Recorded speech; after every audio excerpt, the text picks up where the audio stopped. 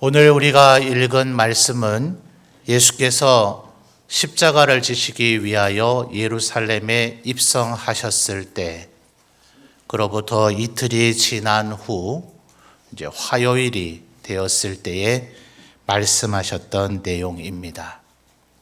우리가 흔히 종려주일로 지키는 주일에 예수님께서 예루살렘에 입성하시고 그 다음 날 성전에서 장사하는 이들을 쫓아내시면서 성전을 정화시키는, 성전을 뒤집어 엎는 일을 행하셨습니다.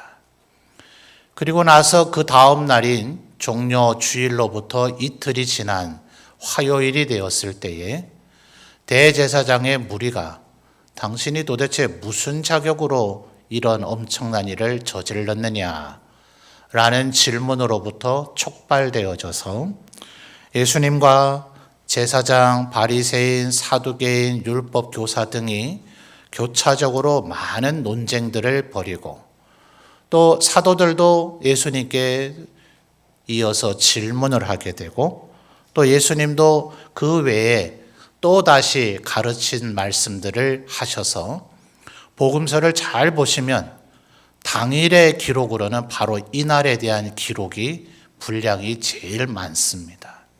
그래서 신학자들은 흔히 이날을 가리켜서 논쟁의 날이라고 이야기를 합니다.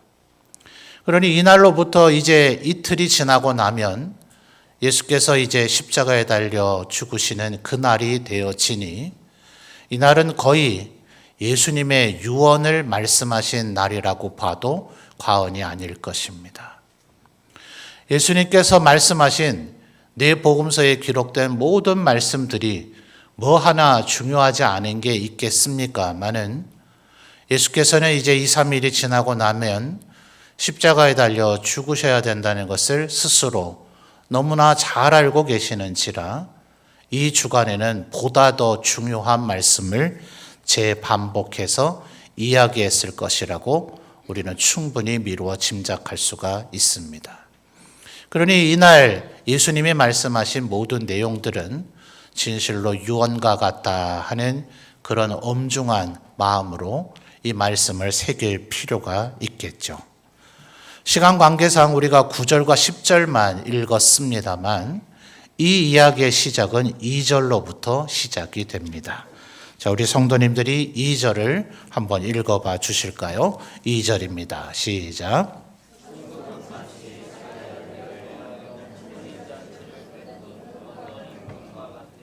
아멘. 자, 2절이 본격적인 이 이야기의 시작인데요. 1절을 보시면 예수께서 다시 무엇으로요? 비유로 대답하여 이르시되. 그러니 2절에서부터 14절까지의 이것은 예수님이 상징적으로 이야기한 비유, 결국 스토리더라 하는 거예요. 근데 2절에 지금 전제가 뭡니까? 천국은 어떤 곳이냐? 마치 임금님께서 자기 아들을 위하여 혼인잔치를 여시고 거기에 사람들을 초대한 것과 같다 하는 거예요. 옛날 왕정시대면 이제 임금님이시겠지만 오늘 같으면 대통령께서 초청장을 보낸 거죠. 여러분 혹시 대통령에게 초대를 받아본 적이 있습니까? 만약 받으셨다면 어떻게 하시겠어요? 안 가시겠습니까? 정말 피치 못할 아주 어쩔 수 없는 그런 상황이 혹시 있는 분들은 못 가실 수도 있겠지만 아마 대통령에게 초청을 받는다면 만사를 제쳐놓고 가지 않겠어요? 저도 아직까지 대통령에게 초대를 받아본 적은 없습니다만 우리나라에 왜 국가조찬 기도회라는 게 있죠. 보통 대통령과 정부 주요 인사들을 초대하고 여러 교단의 목사님들이 모여서 이 나라와 민족을 위해서 기도하는 국가조찬 기도회라는 게 있습니다. 그 자리도 저는 아직 초대받지는 못했는데 국회에도 예수 믿는 국회의원들이 있으실 거 아니에요? 그래서 국회의원 신우회라는 게 있더라고요. 그래서 벌써 1년이 다 돼가지 싶은데요. 어느 날 제가 전혀 알지도 못하는 국회의원 보좌관에게 국회 조찬 기도회가 있으니 참석해 주십시오 하는 문자로 연락이 왔어요. 그래서 제가 주위의 목사님들에게 목사님도 이런 초대장을 받았느냐? 아무도 안 받았더라고요. 그때부터 기분이 굉장히 좋아지던데요. 왜 나만 불렀을까? 또 사실 제가 서울에서 유년 시절을 보냈고 우리 교회 부임하기 전에도 서울에서 한 3년 또 부목사 생활을 했으니 여의도 국회의사당 앞은 제법 많이 지나가 봤습니다. 그러나 그 안에 들어가 보진 않았어요. 또 국회의원들이 또 여러 가지 활동을 하는 국회의원 회관이 있는데 그 건물은 뭐 더더군다나 들어가 보지를 못했습니다. 그래서 만사를 제쳐놓고 한번 가봤어요. 도대체 누가 뭘 어떻게 하는지. 우리 교단의 증경총회장께서 축도를 하시는데 참 놀란 것은 TV에서 맨날 고함 지르고 싸우던 국회의원들이 찬송을 부르고 또 대표 기도를 하고 예배 사회를 하고 하는 모습을 보니까 얼마나 어색한지요. 뭐 그래도 국회 그 구내 식당에서 주는 밥도 맛있게 먹고 또 2층에 가니 카페가 있더라고요. 종이컵과 휴지에도 대한민국 국회 이렇게 돼 있어서 휴지 한 장 집어와서 지금 집에 고이 간직하고 있습니다. 아니 이거 뭐 대통령이 초대한 것도 아니고 국회에서 초대했는데 제가 만사를 제쳐놓고 가보더라니까요. 여러분이라면 어떻게 하시겠어요? 안 불러줘서 그렇지 불러주면 한 번쯤은 가볼만 하지 않습니까? 그게 인지상정이잖아요. 그런데 참 놀랍게도 인간의 왕이나 국회의원이 불러도 만사를 제쳐놓고 갈 것이 인간들의 인지상정일 터인데 오늘 본문에 나타난 얘기는 만왕의 왕이신 하나님께서 일반 지금 식사 자리도 아니죠. 그의 아들이면 평상적으로 왕의 아들 이런 얘기를 할 정도면 왕이 계승자입니다. 그의 결혼이라면 이제 그 부인은 우리로 조선시대로 하면 중전마마, 세자비니를 거쳐 중전마마가 될 여인이니 그 자리에 아무나 초대하겠습니까? 그 외척 사람들과 아주 주요한 신하들 그런 사람들만 결혼식을 하는 공간은 한정이 있을 테니 추려진 선발된 사람들만 초대를 받지 않겠어요? 그런데 여러분 3절 말씀을 보십시오. 정말 상상하기 어려운 그런 반응이 나타나는데요. 3절 그 종들을 보내어 그 청한 사람들을 혼인잔치에 오라 하였더니 어떤 반응 보였다고요? 오기를 싫어하거늘. 정말 이해가 되지 않고 납득이 안 되는 얘기 아닙니까? 이 왕께서 얼마나 그래도 너그러우신지 4절을 보시면 다시 한번 재청합니다. 내가 오찬을 준비했다. 소와 살찐 짐승을 잡았다. 모든 것을 갖추었으니 제발 내 혼인잔치에 오라. 이렇게 다시 청했는데 5절을 여러분이 한번 읽어봐 주시겠습니까? 5절입니다. 시작.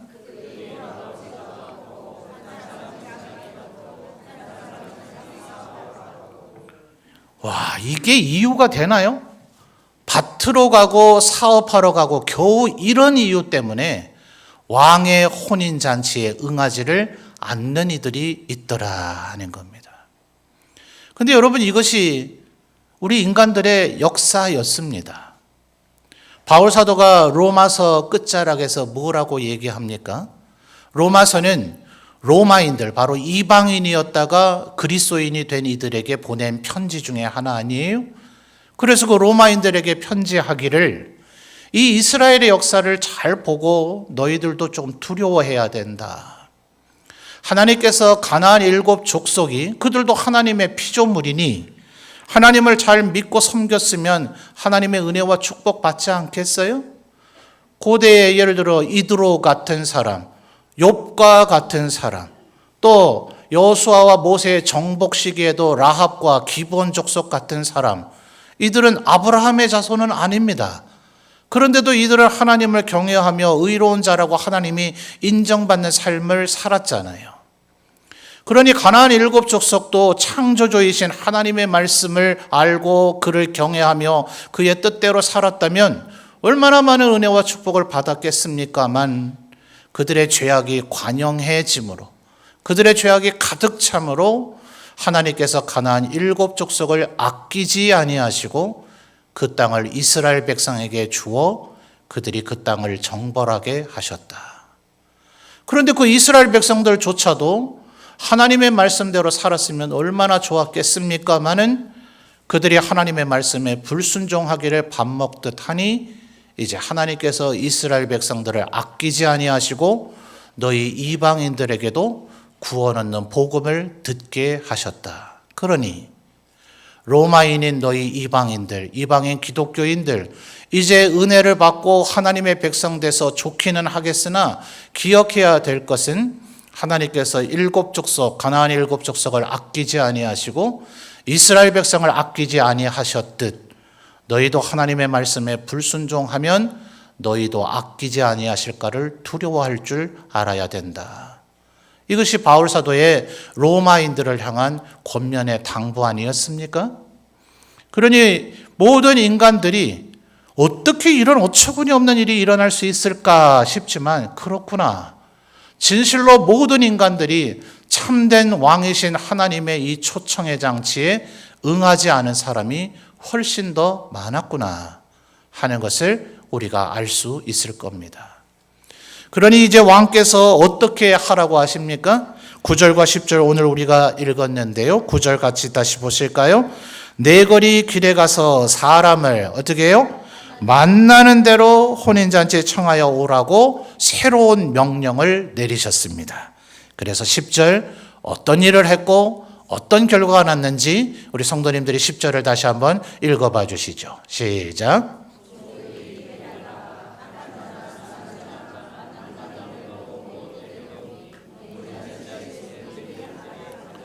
아멘. 자, 10절의 마지막 끝단어가 뭡니까? 혼인잔치의 손님들이 어떻게 해요? 가득 찬지라, 가득한지라. 결과적으로 이 혼인잔치의 손님들, 하객은 가득하게 되어졌는데 종들이 임금님의 명령을 따라서 10절 상반절에 어떤 사람들을 청해 왔다고요? 악한 자나 선한 자나 만나는 대로 모두 데려왔기 때문에 이 혼인잔치가 가득하게 되어졌더라 하는 거예요. 여러분, 선한 자들을 청해서 모시고 왔다 하는 것이야 당연히 우리가 이해가 될 일인데 악한 자를 모시고 왔다는 것이 참 놀랍지 않습니까? 근데 여러분, 누가 악한 자입니까? 사실 우리는 누가 정말 악한 자이고 누가 선한 자인지 모릅니다. 우리 인간에게는 그런 분별력과 판단력이 없고 우리가 그것을 규정하고 선언할 자격도 권세도 없습니다. 오직 하나님만이 누가 선한 자며 악한 자인지를 아시죠. 그런데 우리 인간은 어때요?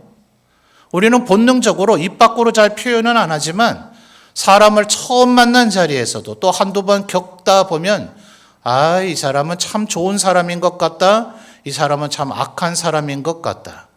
이 사람은 예수를 잘 믿을 것 같다. 이 사람은 예수 믿지 못할 것 같다. 내가 복음을 전하면 이 복음에 잘 반응할 것 같다. 이 사람은 절대 바늘 하나 들어가지 않을 것 같다라는 속단을 우리가 잘 내려버려요. 그래서 지금 표현은 20절 상반절의 얘기는 우리가 볼 때에 이런 의미입니다. 우리가 볼 때에 악한 자나 선한 자나 제발 구별하지 말고 어떻게 해요? 한번 따라 합시다. 만나는 대로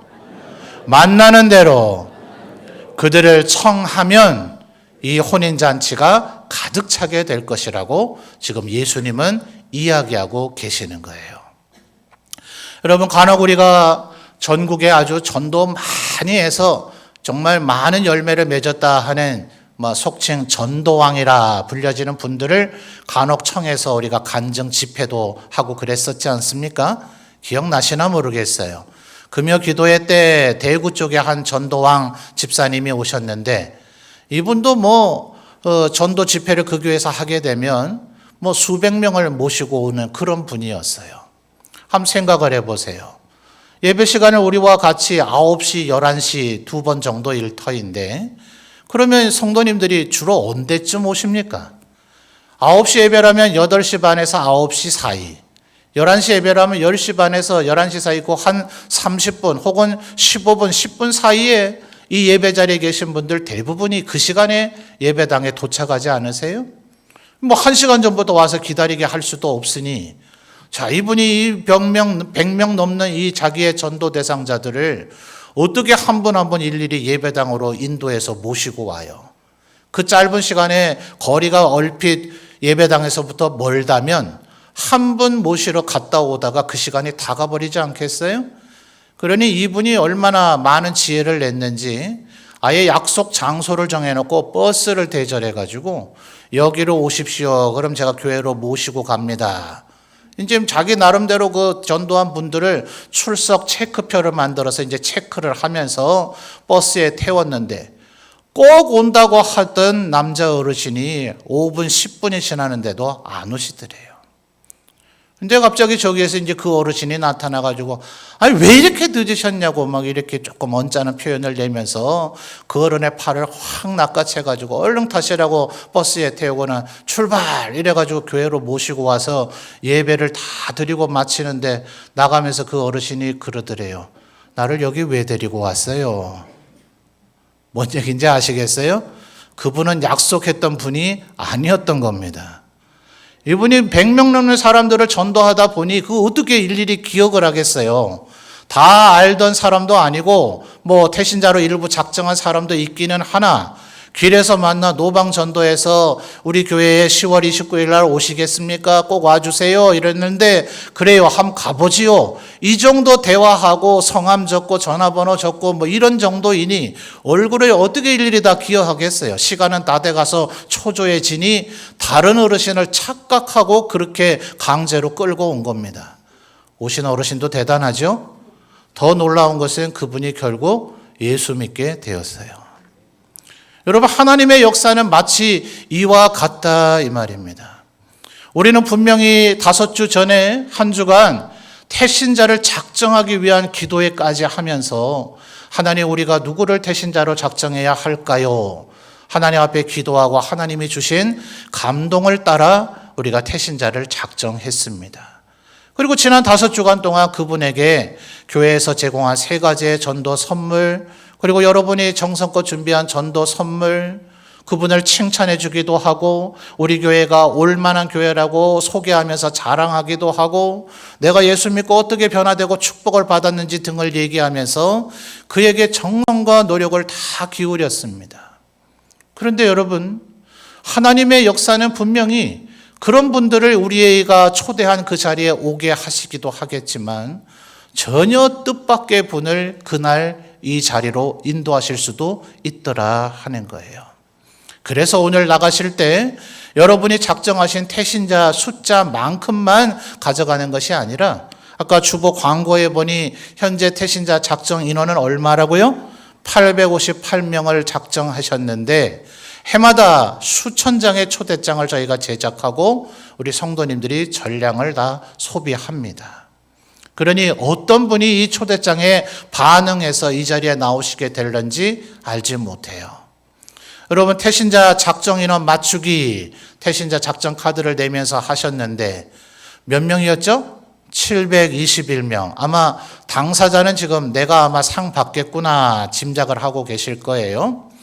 잘 아시는지 모르겠습니다만 예년은 한 400명, 500명 정도에서 첫째 그 2주간의 태신자 작정 인원이 마감이 됐었습니다. 올해는 그 인원에서 지금 200명 이상가량이 더 작정이 되어졌어요.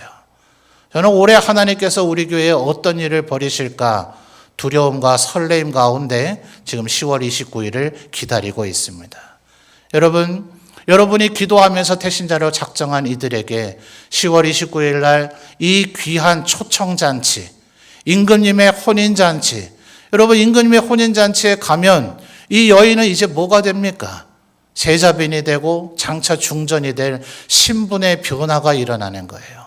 이 자리에 초대받은 사람들도 이제는 그 어떤 아무개 누구가 아니라 왕의 혼인잔치에 참여한 이들이 되어지는 겁니다. 10월 29일에 우리의 예배 자리도 그와 같은 은혜와 축복의 변화의 시간이 되어질 줄 믿습니다.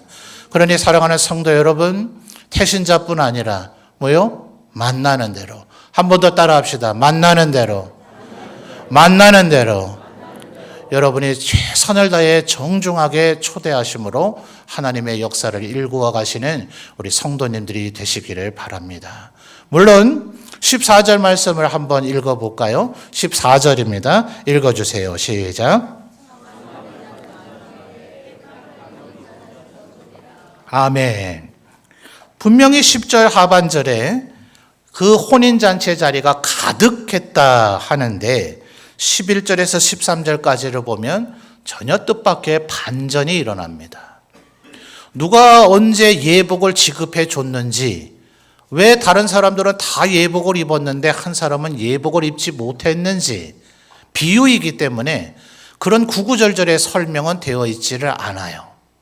그러나 우리는 성경 전체를 통해서 하나님께서 우리의 심령에 믿음을 주시면 은혜의 선물로 믿음을 주신다. 바울 사도가 그렇게 논증했죠. 하나님께서 우리의 심령에 믿음을 주시면 그 믿음으로 말미암아 우리는 의롭다 칭함을 받게 되고, 그것은 우리를 정결하고 성결하게 만들어 주어서 더러운 우리의 일상복이 아닌 그 이 세상의 그 무엇으로도 희귀할 수 없는 희되게 되어진 정결한 예복을 입는 것과 같습니다. 이 사람들이 지금 예복을 입은 형태의 이 변화는 하나님이 믿음을 주심으로 그의 삶이, 그의 인격이, 그의 존재 자체가 거룩하고 성결하게 변화된 것을 이야기하는 거예요. 우리가 악한 자나 선한 자나 우리의 눈에 선별하지 않고 우리의 눈에 판단하지 않고 하나님 앞에 우리는 우리의 할 도리, 바울 사도도 말했듯이 내 안에서 능력으로 역사하시는 이의 역사하심을 따라 그건 하나님께서 알아서 하실 것이니 다만 나는 내가 할 수 있는 최선의 수고를 했노라 했던 것처럼 우리는 만나는 대로 사람을 청하여 모시고 오면 하나님께서 예정하시고 하나님께서 구원하실 이는 반드시 그의 마음에 믿음을 주시고 하나님의 백성 삼아 주실 줄 믿습니다.